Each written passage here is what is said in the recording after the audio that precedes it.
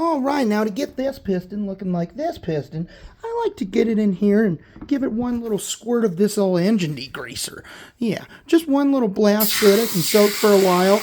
And then, once you got it, it's nice and soaked, then you can go ahead and take it out and go ahead and start to wash it.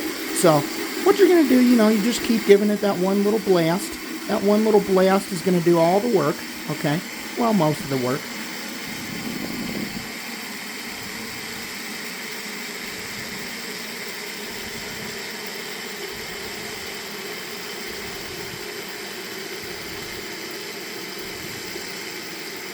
And that ought to do it.